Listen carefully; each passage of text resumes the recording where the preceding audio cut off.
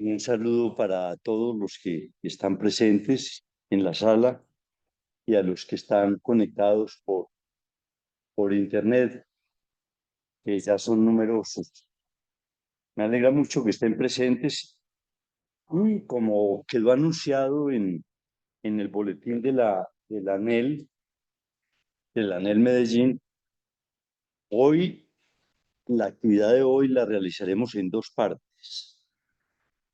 En la primera parte hablará mi amigo y colega Javier Villa, a quien seguramente la mayoría de ustedes conocen, que es un experto en criminología y quien hizo una intervención en la última ocasión que me pareció muy valiosa y muy importante que la pudiera desarrollar y plantear.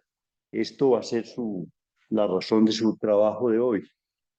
Entonces, Javier gentilmente ha preparado una exposición sobre algunos aspectos de la criminología y nos va a hablar en primer lugar de ello. Posteriormente intervendré yo en continuidad con lo que hemos venido trabajando. Te cedo la palabra. Muchas gracias, Juan.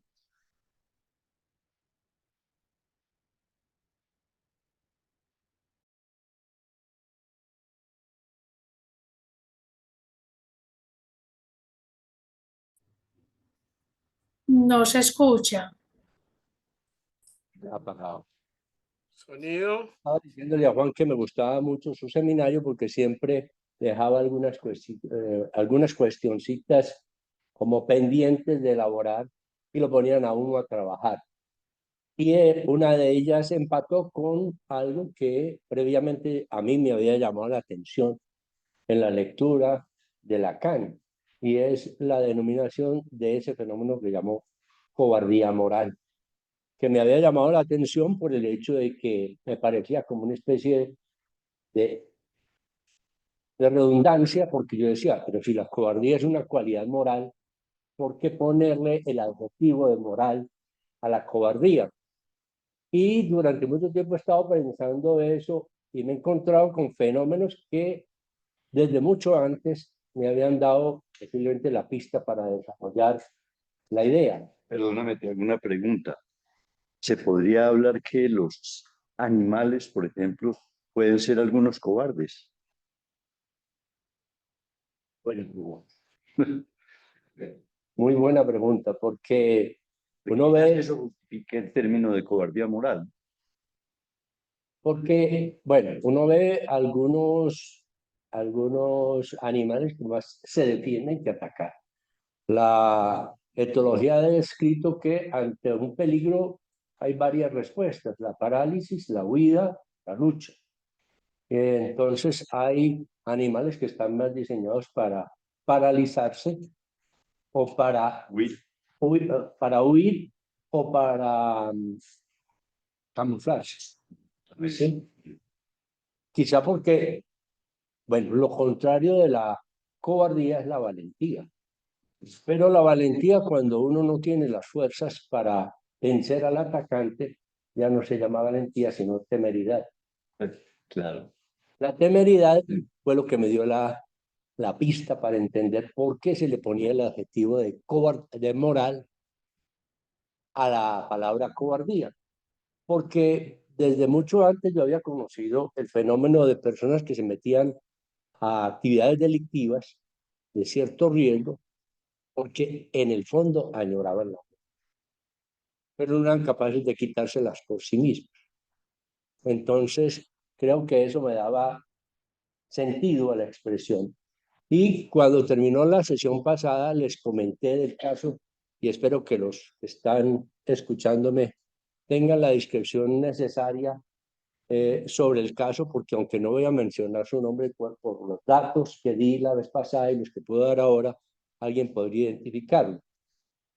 Fue un compañero mío en un grupo de investigación en justicia restaurativa de la Universidad Pontificia Bolivariana, que había sido policía, comandante de policía aquí en la Policía Metropolitana, y por un ataque del grupo de Pablo Escobar lo habían cosido a tiros, de tal forma que le tuvieron que poner una malla en todo el estómago para contenerle todas las vísceras.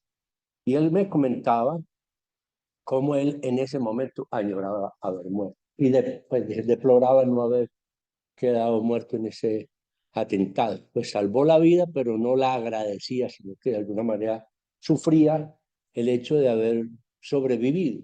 Es como si viviera vergonzantemente su supervivencia. Y en medio de conversaciones con él, que inclusive también alguna vez me pidió que lo escuchara confidencialmente, me contaba cómo cuando él estuvo de comandante, de director de la cárcel de Bellavista, hubo una toma guerrillera y él estaba en la dentistería y le llamaron a avisar de ese acontecimiento.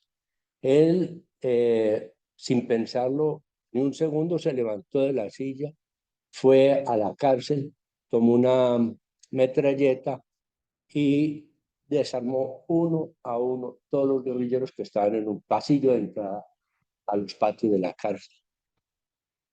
De ahí en adelante lo llamaron, ustedes me disculparán la expresión, textualmente, tres huevas. Y yo creo que es un ejemplo paradigmático de lo que pudiera ser alguien que desea morir y esa temeridad de alguna manera encubre su cobardía moral. Más no, la valentía o la temeridad física es la que encubre la cobardía moral. Después él muere conduciendo una moto de alto cilindraje cuando se choca contra algún animal que estaba en la vía yendo para la costa atlántica, llevarle la moto a un sobrino. Seguramente iría a mucha velocidad, muere instantáneamente. Entonces, pero también eso después me llevó a escribirle a Juan diciéndole que aparte de eso, habría otro cabito suelto que me puso a pensar, y es cuando él se preguntaba si la melancolía era una enfermedad o una posición subjetiva. Una enfermedad la entiende uno como algo que cae del cielo, que uno no elige, ¿sí? Mientras que una posición subjetiva se supone que es una elección. Entonces, eso me puso a pensar una cuestión. Desde que nació la criminología, con Lombroso, Ferri y Garófalo, ellos partieron de la hipótesis de la existencia del criminal nato, como si fuera una regresión atávica a estadios primitivos del desarrollo de la humanidad. Por eso el primero que lanzó la hipótesis, que fue Lombroso, quiso encontrarla en los rasgos fisonómicos del criminal nato. ¿Por qué? Porque creo que ahí contaba mucho los prejuicios racistas y la idea evolucionista en el lanzamiento de esa hipótesis. A él le había tocado hacer la necropsia de uno de estos criminales avesados, imposibles de corregir, y le encontró un desarrollo protuberante de la foseta occipital y pensó que esa era como la prueba de esa regresión a estadios primitivos del desarrollo de la especie humana. Sin embargo, otros de los autores pioneros de la criminología, como Ferri, se centraron más en el estudio de los factores sociológicos, como algunas condiciones climáticas y sociales pudieran incidir. ¿Lombroso es organicista? No, al contrario. Los tres pueden ser organicistas. Lo que pasa es que Ferri no solamente estudió variables orgánicas que pudieran estar correlacionadas, por ejemplo, con el clima, con la topografía del terreno donde se han criado y cosas por el estilo, pero también sobre aspectos poblacionales y cosas por el estilo. Pero el tercero que menciono, que es Garófalo, lo describió más por las características psicológicas. Entonces, que el criminal nato no se podía reconocer por sus rasgos físicos, sino por sus rasgos psíquicos. Y él habló de una agénesis o agénesis, una falta de desarrollo de los sentimientos de piedad y de probidad. La piedad no hay que explicarla, la probidad es como la honradez, ¿no? Me pareció que le faltó describir una falta de vergüenza también, que son como los diques morales. Nos frena matar a otro porque en cierta forma nos compadecemos del otro cuando nos ponemos en su lugar, y a algunos nos suena aquello de no hagas a otros lo que puedan, no quieras que hagan contigo. Hay personas que no tienen eso. Un organicista podría decir no tienen neuronas espejo, por ejemplo, o no las desarrolló o las inhibe. En todo caso, nunca deja de ser meramente una correlación cuando se encuentra una variable orgánica claramente establecida. Un estudio correlacional no establece una relación de causalidad, solamente establece cómo dos fenómenos covarían concomitantemente. Lo cual quiere decir que puede ser también que algunas cuestiones de la constitución subjetiva condicionen ciertas modificaciones en el desarrollo de la constitución. Pero traje a colación este texto de Robert Held, el psicólogo canadiense que desarrolló la prueba diagnóstica de psicopatía, PCLR, Psychopathy Checklist Revised, la R de la versión revisada, que se ha convertido como en el estándar de oro para el diagnóstico de lo que algunos psiquiatras y psicólogos llaman psicopatía. El término psicopatía no aparece en las clasificaciones convencionales de las enfermedades mentales y los trastornos del comportamiento, pero eso no quiere decir que no exista como fenómeno. De hecho, en esas clasificaciones aparece el trastorno de personalidad antisocial, que tiene una incidencia mucho mayor que la psicopatía. Si ustedes ven, por ejemplo, los estudios de cuál es la prevalencia de la psicopatía, son similares a la prevalencia de la esquizofrenia, lo cual quiere decir que posiblemente esté describiendo algún fenómeno que cierta raíz natural puede tener. Cuando digo natural, estoy pensando en lo que nos enseña Levi Strauss en su magistral introducción a las estructuras elementales del parentesco, cuando nos dice que la relación entre naturaleza y cultura no puede ser establecida empíricamente, pero nos sirve para establecer o para extraer cuáles son las notas características de lo natural y de lo cultural. Nos dice lo natural surge espontáneamente y es universal, mientras que lo cultural es relativo y particular. Vale decir que si una cosa pasa igual en todas las culturas, alguna base natural. Eso me llevó a una cosa que leímos en el seminario 3 de Lacan, que nos dice que el psicoanálisis nunca se ha puesto en la perspectiva de la psicogénesis y la organogénesis, sino en la dialéctica del sujeto. Lo que quiere decir que que no es que no haya psicogénesis ni organogénesis, sino que es un fenómeno que al psicoanálisis como tal no le concierne. Es decir, en cierta forma, nadie va a negar que la epilepsia o que la esquizofrenia pueda tener algunos factores biológicos que estén determinando. De hecho, por ejemplo, cuando Lacan escribe su tesis de grado para doctorarse como psiquiatra, para especializarse en psiquiatría, alude a una máxima médica que dice que el tipo de cura revela la etiología de la enfermedad. Como quien dice, si M se cura por un paso al acto, quiere decir que la etiología debe ser de otro orden, distinto de lo puramente orgánico. Eso también es muy relativo. La reflexión que yo hago es que si bien lo orgánico inclina, propicia o facilita, no determina.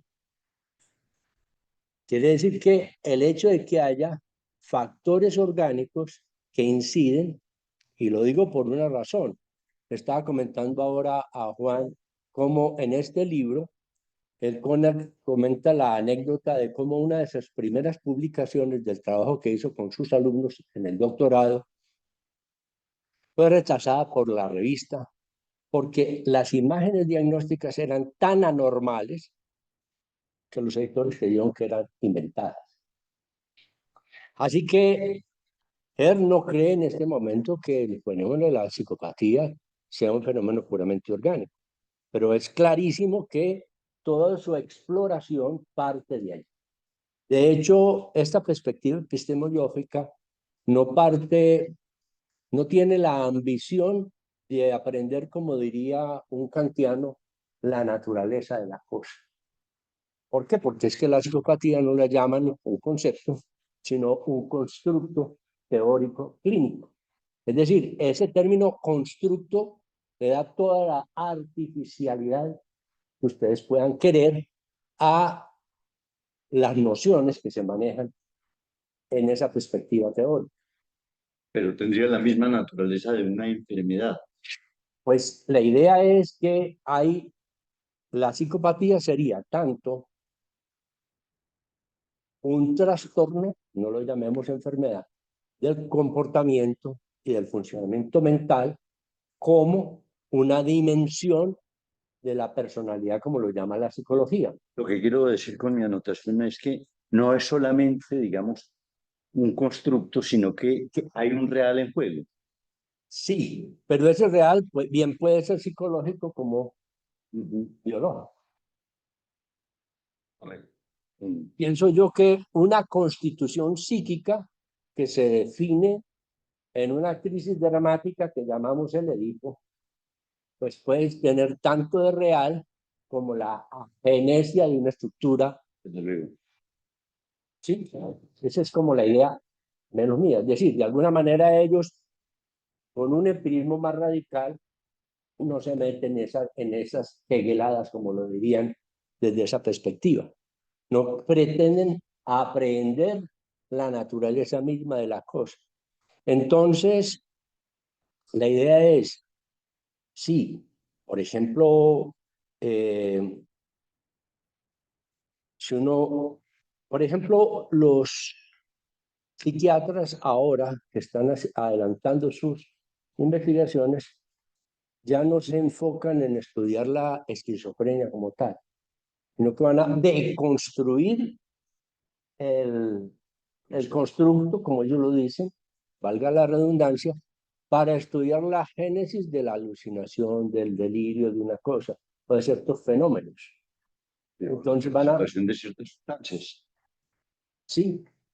Entonces, yo creo que esta reflexión acerca de la melancolía, si es una enfermedad o es una decisión o una posición subjetiva, tiene toda la complejidad de esto que estoy diciendo. Es decir, puede que alguien esté muy propenso por razones genéticas, constitucionales, a ser más melancólico que colérico o sanguíneo. Problemático.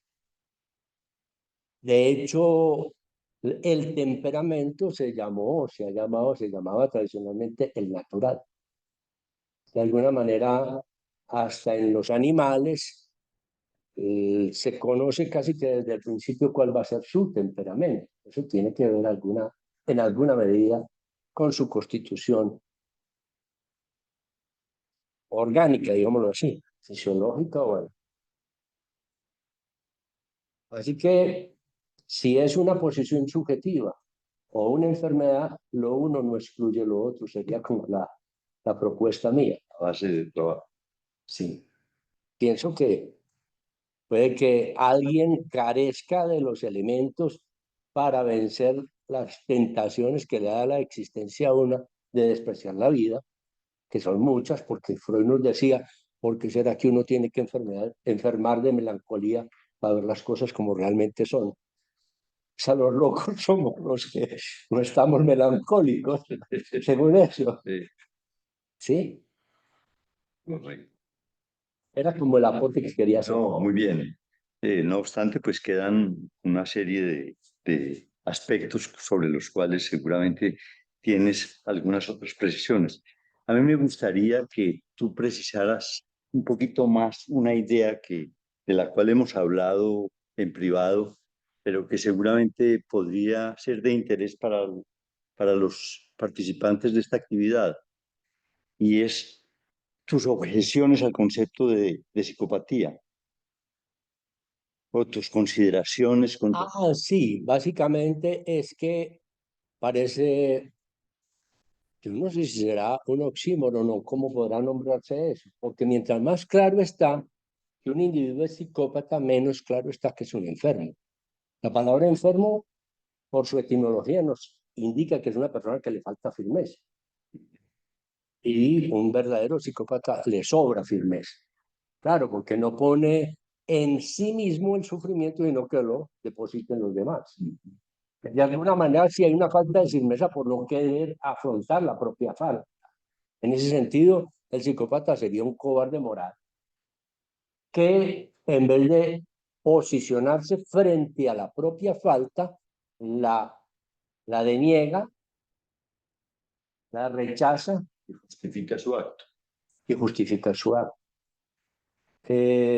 Uno de los criterios diagnósticos de psicopatía es la ausencia de síntomas neuróticos y síntomas psicóticos. Entonces, si llamamos enfermo al que sufre, ¿por qué vamos a llamar también enfermo al que hace sufrir? Pues, yendo muy al fondo, uno podría decir, le falta la firmeza necesaria para enfrentar su propia falta. Sería mucho más que enfermo en el sentido tradicional del término, un individuo inmoral. Inmoral. Lo que pasa es que la psicopatía se plantea como tal para evitar precisamente calificaciones morales. Pero en psicoanálisis hemos aprendido a no rechazar la connotación moral de las clasificaciones de los trastornos o las estructuras clínicas, porque llamamos sin ambajes perverso o canalla. Ahora, ¿qué diferencia habría entre el perverso y el canalla? Eso sería otra cosa que habría que trabajar.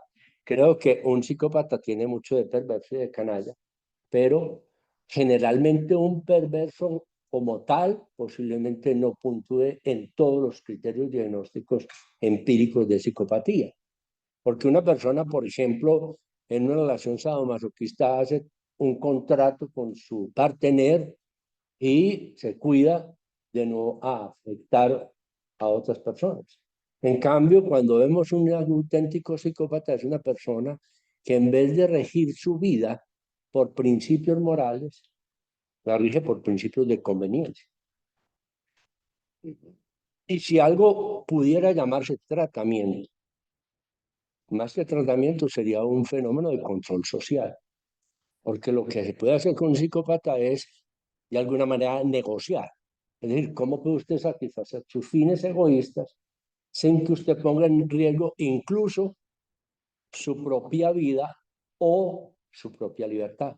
Claro que a un psicópata puro muchas veces le importa un bledo su propia vida, porque los hemos visto suicidarse para joder a todo el mundo. Perdón lo de joder.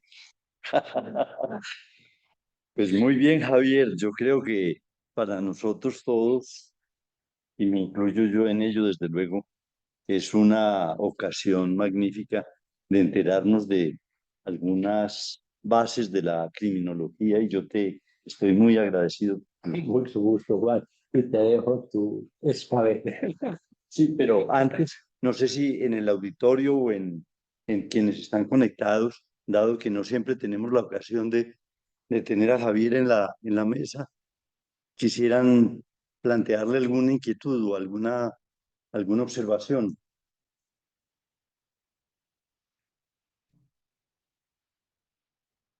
Y hablen de una vez o callen para siempre. Que callen para siempre. Bueno, muchas gracias, Javier. Okay. Eres muy amable.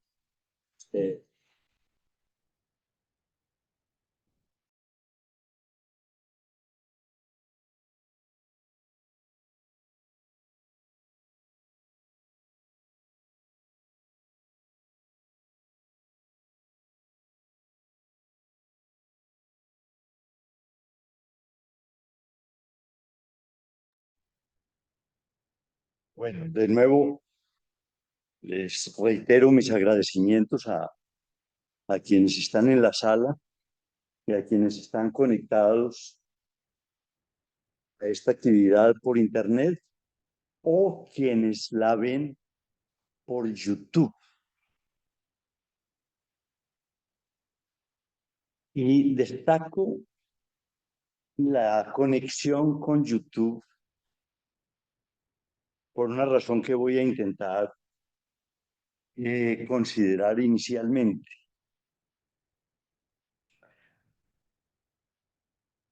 La conexión con YouTube, obviamente que haya personas que sigan esta actividad como muchas otras por YouTube, es una potencialización de muchas cosas, obviamente. Entre ellas es una potencialización muy importante de lo que pudiéramos llamar el trabajo intelectual. Por lo tanto, yo diría que YouTube es algo que vino de alguna manera a ampliarnos el mundo contemporáneo y bienvenido sea su presencia. No obstante, como ustedes lo sabrán, recientemente se produjo una operación comercial lamentable, yo personalmente lo lamento, y es la compra de YouTube por parte de este individuo que tiende a monopolizar hoy todo, porque la tendencia es a monopolizarlo todo. Me refiero a Elon Musk, el amigo del presidente de los Estados Unidos, ex amigo, aun cuando la alianza sigue firme.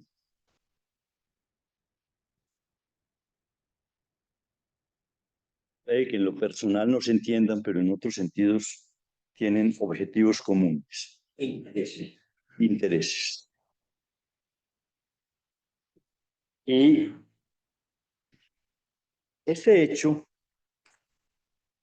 de la compra de YouTube por parte de Musk vino a ratificar un comentario que alguien me hizo, y es el hecho de que intentó conectarse en estos días con YouTube y recibió un mensaje en el que le decía que tenía que llenar una afiliación y que esa afiliación probablemente le iría a implicar un pago para poder tener libre acceso a los servicios de YouTube.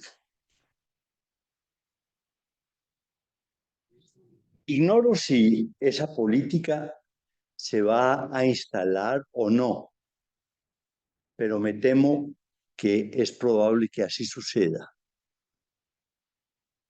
por distintas razones. Y créanme que esto no deja de preocuparme y lamentarlo, puesto que no quisiera, así fuera muy irrisoria, la contribución que hiciese, no quisiera contribuir de ninguna manera al espíritu ni a los negocios de este individuo. Pero naturalmente eso es lo de menos. Lo que quiero tratar de subrayar con esto es que al parecer estamos al borde de la aparición o desaparición de una época que no ha durado muchos años, pero que ciertamente es enormemente valiosa, y es una época en la cual Internet se utilizó libremente por todos para las necesidades o posibilidades que pudiese cada usuario considerar. Es decir, la aparición de un Internet libre me parece que nos enriqueció la vida, enriqueció las posibilidades de conocimiento, de investigación y de muchas otras cosas. Y que por lo tanto la desaparición de esa forma de relación que introdujo Internet en la vida va a constituir una pérdida lamentable que yo no puedo menos de dejar de lamentar y de señalar en este contexto.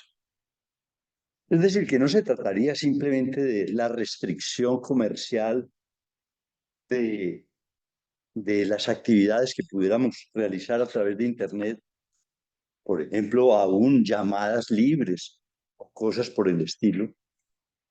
Tal vez todos tengamos algún conocido o amigo o familiar en el exterior y tenemos la posibilidad de tener conexiones y conversaciones regulares a través de estos medios. Y esto todo parece ser que va a ser puesto en cuestión.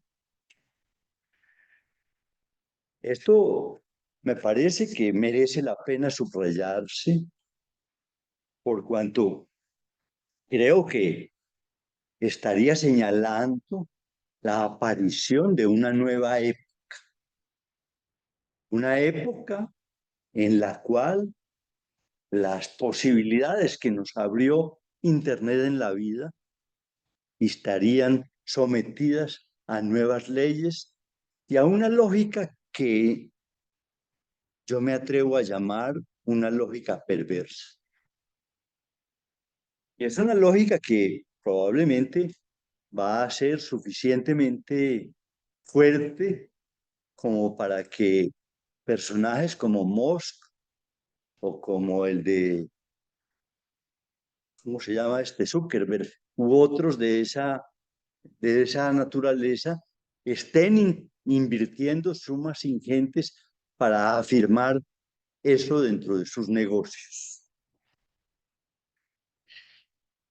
Yo creo pues que Internet ciertamente no solamente trajo consecuencias positivas, sino que también trajo cosas negativas, como sucede con todo acontecimiento regido por la libertad. Todo acontecimiento libre está expuesto a que en ese mundo que discurre así aparezca también lo más bajo de la condición humana. Y Internet naturalmente hizo aparecer igualmente cosas problemáticas en la vida. Pero no tengo el deseo de que ese mundo que conocimos efectivamente pudiera llegar a extinguirse. Es como si, por ejemplo, nosotros todos que estamos acostumbrados al uso de los medios de locomoción a través de las máquinas y vehículos contemporáneos, de repente nos dijeran que esos vehículos resultan ya imposibles de ser utilizados. ¿Ustedes se imaginan regresando a una época en la cual las relaciones con el espacio que tuviéramos estuvieran definidas por el caballo y por el caminar, como lo fue durante mucho tiempo? El mundo se vuelve mucho más pequeño con todo lo que eso implica, que no son pocas cosas. Por lo tanto, esa eventual reducción de YouTube, me pregunto si está anunciando la aparición o desaparición de una época. No sé cuál será la respuesta que podamos tener al respecto, pero infortunadamente creo que tendremos que aceptar que hay anuncios importantes que van en esa dirección. Veremos pues qué sucede.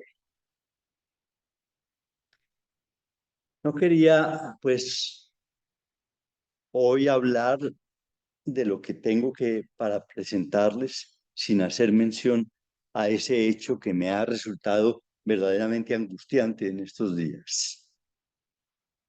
Vamos a hablar hoy y les voy a tratar de terminar de presentar algunas ideas, como lo anuncié, sobre la teoría de los cuatro humores.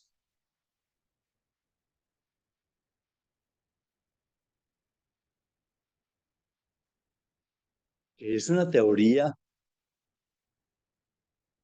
que ustedes pudieron de alguna manera situar, por lo menos quienes no la conocían, a partir de los elementos que les propuse la vez pasada,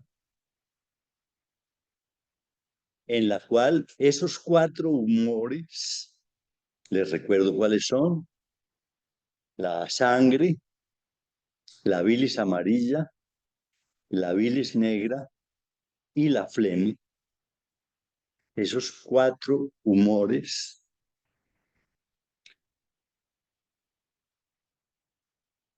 tienen entre sí una lógica interna, según la teoría de los cuatro humores, que produce múltiples efectos en la vida humana, entre ellos la melancolía, como creo que lo hemos situado.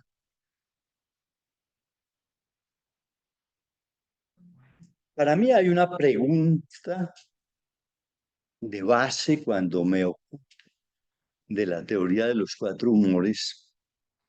Es una teoría de una complejidad enorme y de la cual me siento casi que abusivo de hablar de ella sin conocerla más profundamente. Pero me suscita una pregunta ante todo, y es: ¿qué es lo que hay en ella que durante 25 siglos, se convirtió en la pieza angular de la explicación de múltiples fenómenos?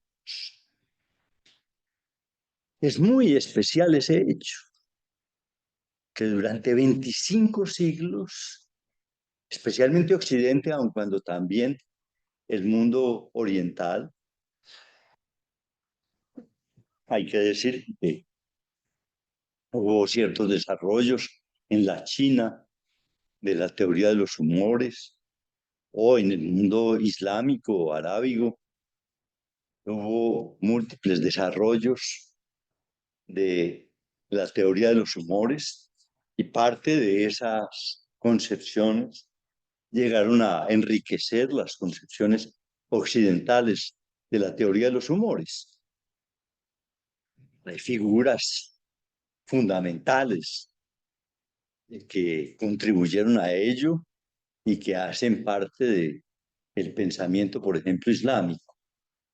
No voy a mencionarles los nombres, pero porque creo que no es necesario, pero hay que saber, pues, que la teoría de los humores afectó profundamente el pensamiento de toda la humanidad, salvo tal vez la de la parte americana, que no había sido conquistada por los europeos, pero casi todas las concepciones de todos los demás lugares del mundo estaban de una u otra manera impregnadas por la teoría de los humores. ¿Qué es lo que habría en esa teoría que la haría tan profundamente significativa y tan decisoria para la explicación de casi todo?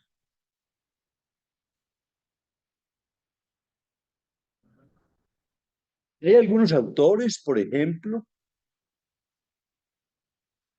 que han hecho énfasis en lo que pudiéramos llamar el culto al número 4. Es un culto que nace en Pitágoras, por ejemplo. Y Pitágoras hizo del 4 algo que fue objeto de culto por los pitagóricos. Los pitagóricos le rendían culto al 4 y lo consideraban la cifra perfecta por excelencia, aquella que de alguna manera sería necesario introducirla en cualquier esfera del pensamiento que tuviese ambiciones explicativas de algún fenómeno cualquiera que él fuera. Y los pitagóricos fueron responsables en ese sentido de la aparición de la idea de que tendrían que ser 4 los humores, las sustancias que circularían por el organismo y que esas 4 serían la base del funcionamiento fisiológico, mental y de todo tipo biológico que pudiera pensarse, aún genético, por ejemplo. El 4, pues, obligaría a crear o a hallar 4 sustancias, 4 humores. Y tal vez, como se los decía en la ocasión anterior, fue necesario que un investigador del siglo XIX se preguntara algo inaudito, que yo me pregunto cómo esa pregunta no había surgido antes. Ese fisiólogo que se llama Richer, un fisiólogo francés, señaló, bueno, ¿alguien me puede mostrar en qué consiste o dónde está o cómo es eso que llaman la flema? La flema, que era uno de los humores, pues, que permitía explicar múltiples fenómenos de varias naturalezas. Sin la teoría de la flema, no era posible explicar especialmente algunos fenómenos, inclusive de naturaleza cerebral. La flema sería un humor que se hallaría por ahí en algún lugar del cuerpo, circulando y permitiendo cierta serenidad y cierta actitud flemática, y aún ante el peligro o ante el desastre. Y Richer, de forma asombrosa en el siglo XIX, se pregunta, bueno, ¿dónde está? Yo quiero ver, yo quiero palpar la flema. Obviamente nadie fue capaz de responder su pregunta, a pesar de que todo el mundo había creído en su existencia durante siglos y razonaba múltiples problemas a partir de ello. Eso no deja de ser absolutamente insólito, si ustedes lo piensan bien. Fue necesario que apareciera un concepto que es un concepto que a nosotros nos resulta obvio, pero que es un concepto que antes del siglo XIX era absolutamente inaceptable y este punto les invito a que lo mediten, que es el concepto de microorganismo. Fue necesario que apareciera el concepto de microorganismo para que comenzara a resquebrajarse la potencia explicativa de la teoría de los humores. Es decir, con la aparición del concepto de microorganismo de infección, por ejemplo, de infección microbiana, las infecciones fueron explicadas de una manera radicalmente distinta a como habían sido explicadas antes y a como habían sido, por consiguiente, tratadas antes. Es decir, las infecciones eran tratadas a partir de la teoría de los 4 humores.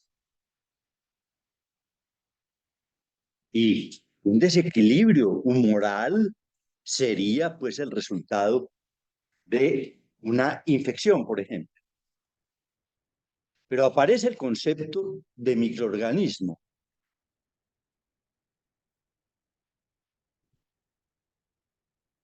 Es un concepto con el cual los biólogos, especialmente y los médicos del siglo XIX, lucharon muy complicadamente para rechazar o aceptar la existencia de microorganismos.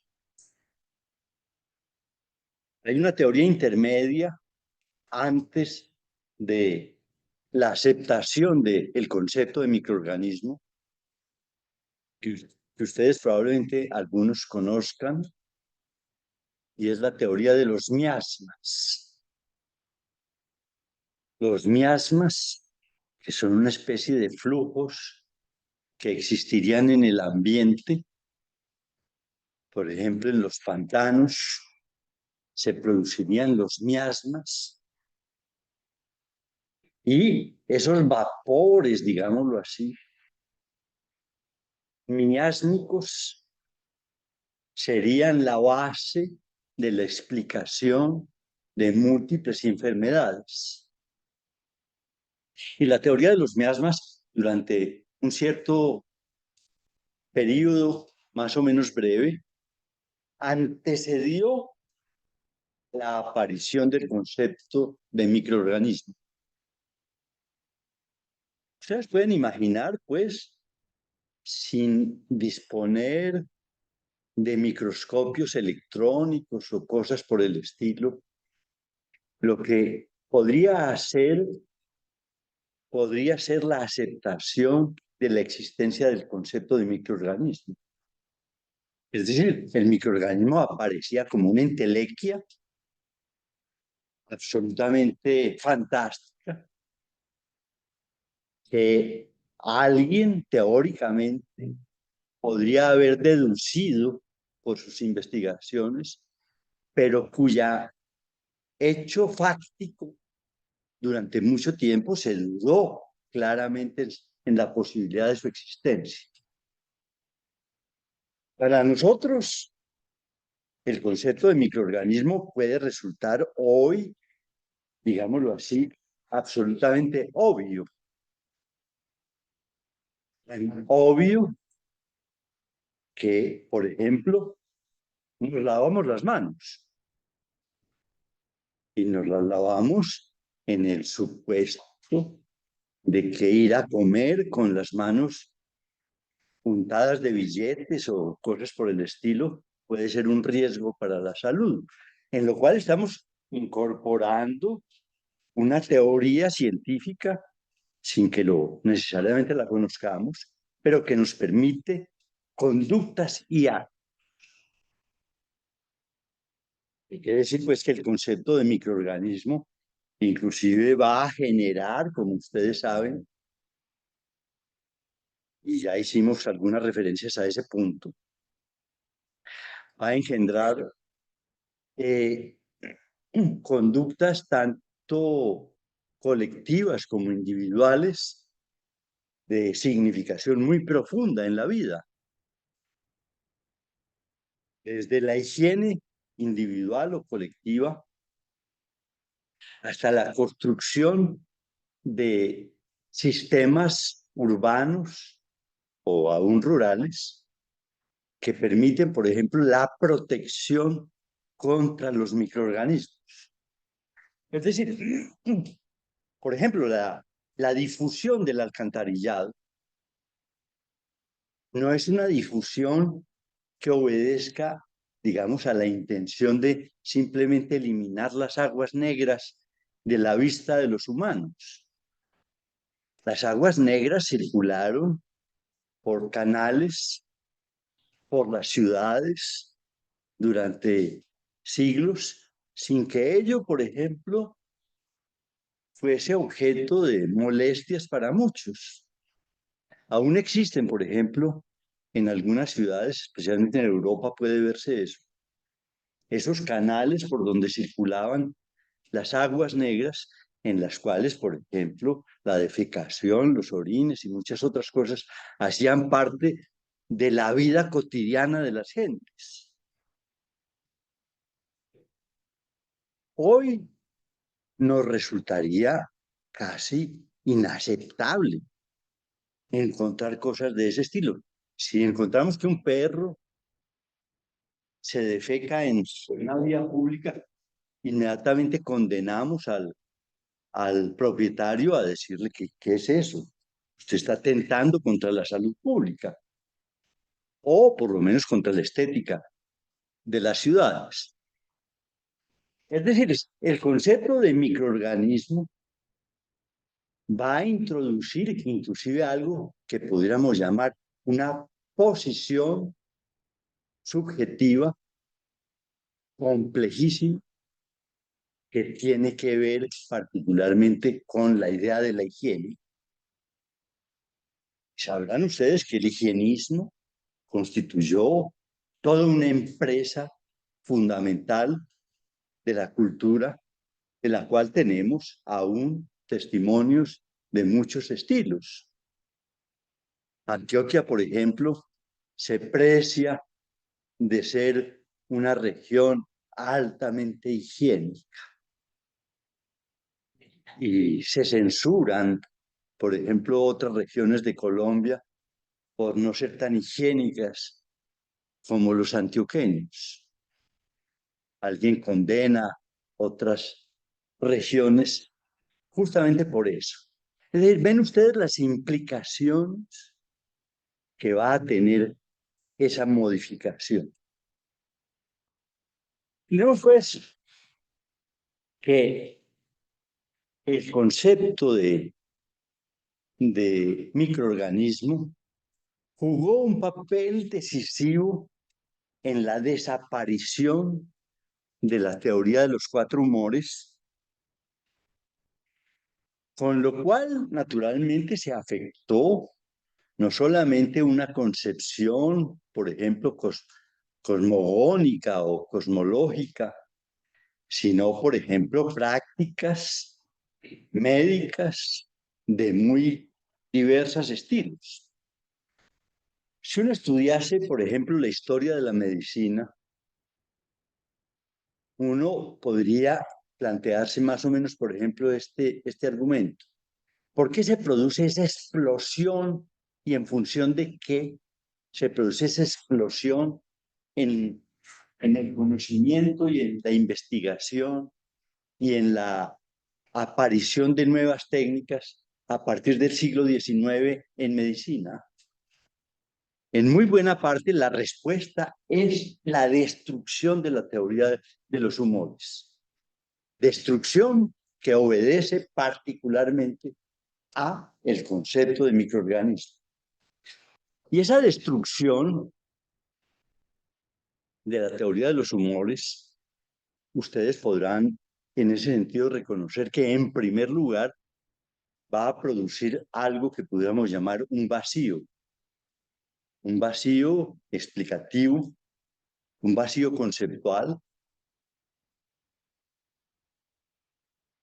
que es un asunto que ustedes naturalmente pueden reconocer las implicaciones que ello tiene. Ya hemos dicho en otras oportunidades que si hay algo que los humanos no toleren, es el vacío. Los humanos preferimos cualquier barbaridad explicativa acerca de cualquier cosa antes de carecer de una explicación. Una explicación que nos resulte consistente. Este es un punto que podríamos llevarlo supremamente lejos y nos permitiría, por ejemplo, hacer discusiones sobre el origen de las religiones, sobre la significación, por ejemplo, de la presencia de la duda en la vida humana, sobre la tolerancia que tenemos, por ejemplo, o la intolerancia que tenemos a la duda y muchas otras cosas. Yo les invito que en ese sentido, ese punto lo puedan reconocer particularmente en por qué subsistió de una manera tan consistente o tan prolongada la teoría de los humores. No había explicaciones coherentes o consistentes a los fenómenos que se explicaban bajo la teoría de los humores. Así pues que en ese sentido podríamos decir que en el espíritu humano hay una lucha fundamental entre la consistencia y la coherencia. Y que esa lucha se expresa en muchos campos de la actividad, pero particularmente también en esta. Ahora, voy a permitirme precisar un poco mejor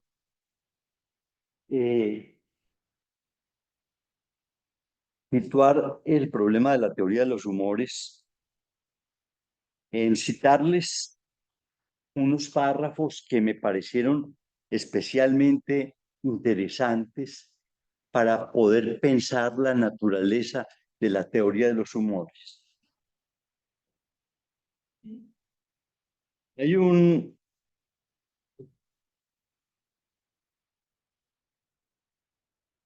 filósofo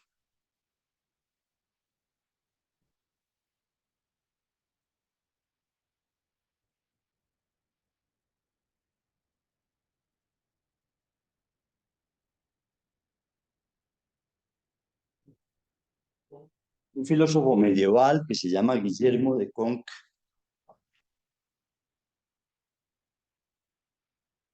que yo no conocía. Es la primera vez en mi vida que oigo de él, y quien trae una referencia a la teoría de los humores que me pareció particularmente elocuente para considerar la naturaleza y la capacidad explicativa de la teoría de los humores. Permítanme, yo les leo el párrafo de este libro que habla de la exposición de Guillermo de Conques.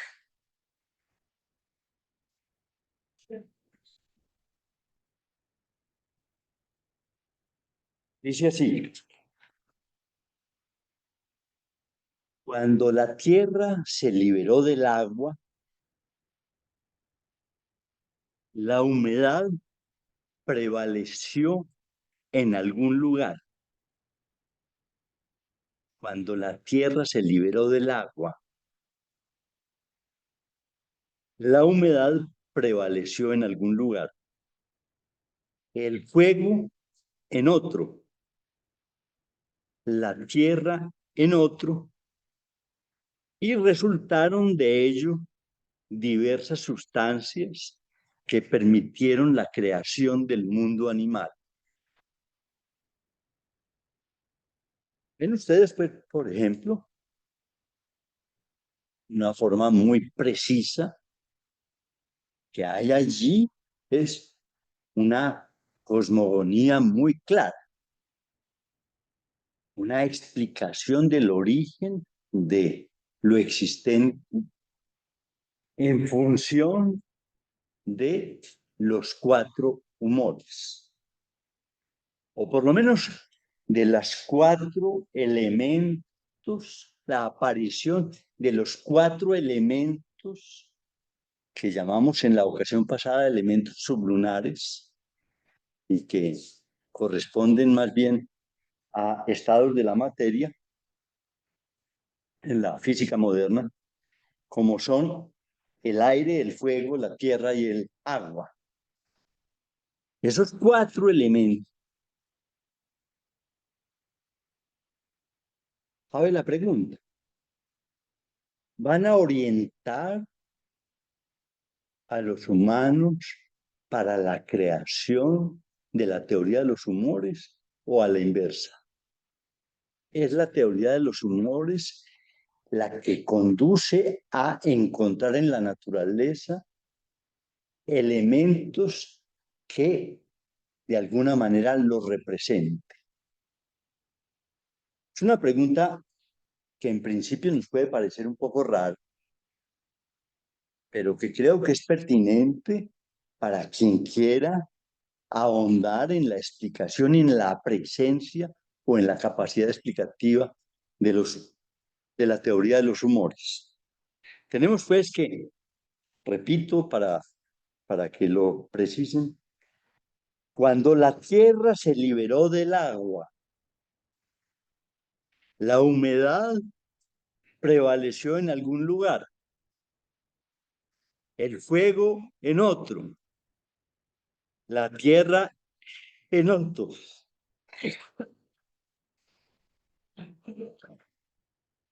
Y de ello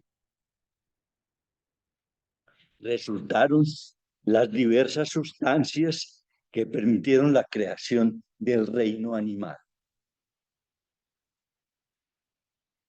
Y continúa. Y surgieron entonces los animales coléricos, como el león,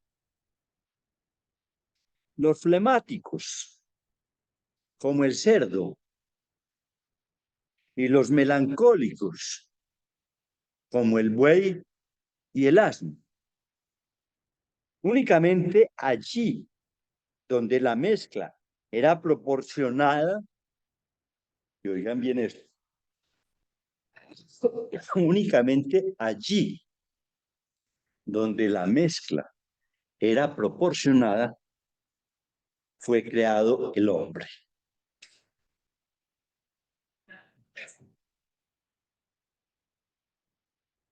Entonces, ¿lo ve? Pues inclusive creo que Guillermo de Conch debió haber tenido problemas con el Vaticano. Es magnífico, pues, esa proposición permite entender inclusive la explicación de la diferencia entre los animales y los humanos. Los animales serían, pues, aquellos que tendrían la predominancia de uno de los humores. El ser humano tendría un equilibrio entre los humores. Y de ese equilibrio surgiría esta bella criatura que llamamos los seres humanos. Sí. Muy bien. Pero el hombre perdió su temperamento correcto con la caída. La caída es el pecado, es decir, la manzana, ¿cierto? Hasta ese momento el hombre era un ser perfecto, podríamos decir. Y la perfección se definía por el equilibrio de los cuatro humores. Y continúa Conch. Por las privaciones que le impuso la vida fuera del paraíso, Ya encontramos pues el hombre fuera del paraíso. El hombre, cálido y húmedo por naturaleza, la calidez y la humedad era una de las cualidades sustanciales de uno de los humores, de la sangre.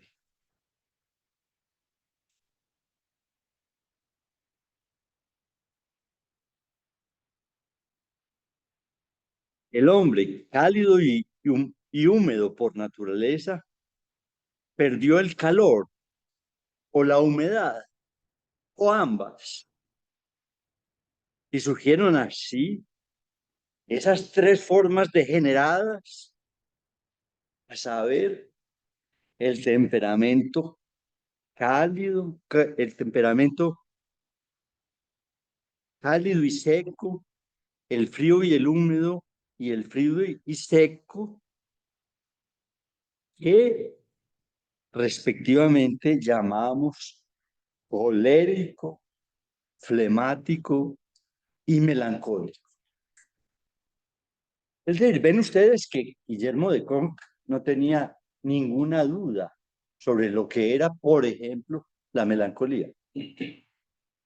La melancolía es un fenómeno, en primer lugar, que aparece a raíz de la caída. Y esa caída implicó un desequilibrio en los humores. Y uno de esos desequilibrios, que pueden ser varios, es lo que llamamos melancolía. Y que sabemos, pues te recuerdo la etimología de la palabra melancolía. Melancolía es bilis negra, es la primacía de la bilis negra. Bilis negra es como se dice melancolía, melanos y colía, colos. Solo allí, donde las dos cualidades originales conservaban algo parecido a su equalitas por estar reducidas por igual o solo levemente, ¿pudo acaso surgir un tipo de hombre que al menos se asemejara a Adán sin pecado, sin ser exactamente como ese hombre que surgió es el Homo sanguíneo? Bueno, Guillermo de Conques se explaya largamente en sus referencias a la teoría de los humores, pero les quería dar esta ilustración que ustedes pueden ver que no solamente pues es una explicación de ciertos hechos globales de lo existente, sino que llega inclusive a tener una clarísima, no sé si aceptable, explicación de la teoría de los humores, de la melancolía. Señalo que no sé si es aceptable para todos ese cuestionamiento a la teoría de los humores, por una razón. Con mucha sorpresa leí en estos días algo que me llamó la atención y que probablemente algunos de ustedes pueden conocer mejor que yo. Y si hay alguien en la sala que lo conozca, me gustaría que me ilustrara al respecto. Y es que aún hoy hay cultores en medicina de la teoría de los humores. Es decir, lo que se llaman las medicinas alternativas. Algunas de las medicinas alternativas que hoy tienen además un mercado y una participación en los fenómenos de salud muy amplia, están basadas de una u otra forma por la teoría de los humores. Y a ello, digamos, sigue generando no solamente, digamos, explicaciones, sino prácticas y profesionales específicos que hoy trabajan. Y, es decir, esto quiere decir que así sea algo que ha dejado de ser un discurso dominante, la teoría de los humores no ha muerto. Y aún existen cultores en nuestro tiempo que siguen dándole un lugar significativo a ello. ¿Cómo?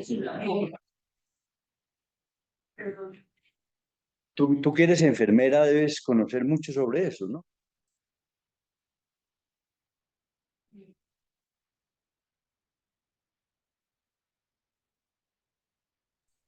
Claro. Micrófono. No, que la teoría de los humores en la práctica contemporánea aún tiene vigencia y de ello testimonia la práctica de enfermería contemporánea. Es decir, que no es un acontecimiento que haya sido completamente extinguido y que sigue teniendo cultores de diferentes tipos. Gracias, Juan, gracias. La medicina tradicional china ¿Ah, sí? En la teoría de los humores. tiene que ver con los elementos precisos. Ajá, claro. Con los 4 elementos. Claro. Sí, es muy seguro que en algún momento deban haberse nutrido.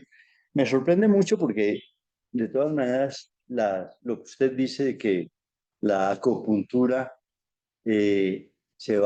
tuviera que ver básicamente con la teoría de los humores, me sorprende un poco porque los chinos entiendo que tuvieron un conocimiento tardío de la teoría de los humores y la acupuntura es una teoría o una concepción milenaria en la medicina china, pero deben haberla enriquecido muy probablemente con la aparición o con la presencia de la teoría de los humores. Bien, voy a dejar allí estas consideraciones sobre la teoría de los humores y espero que con esto por lo menos tengan ustedes algunas referencias acerca de un problema que, como ven, es un problema que inclusive exigiría un curso especializado si quisiéramos profundizar sobre ello, que nos remitiría a la más enorme cantidad de asuntos. Pues ya les comenté, por ejemplo, cómo esto arranca con Empédocles e Hipócrates y llega en la medicina contemporánea aún a tener algunas huellas en las prácticas de medicinas que actualmente tienen vigencia. Bien, voy a dejar por hoy ahí. Les agradezco su presencia y les invito a que nos veamos en el tercer sábado de este mes, en el cual les propondré que hablemos de un nuevo término distinto al de melancolía. Voy a cerrar con esto, las observaciones sobre melancolía, sí. Dime.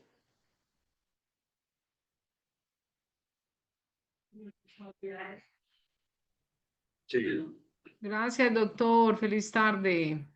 Bueno, me alegra mucho verla. Hasta luego. Lo mismo, chao. Gracias, Chao. Juan. Chao. Chao, Adiós. chao. Que estés muy bien. Perdón que hay alguien en la Chao. sala que está haciendo una pregunta. Sigue. Ah, es que no la oímos. Ella se está refiriendo a un cuadro que planteé la vez pasada.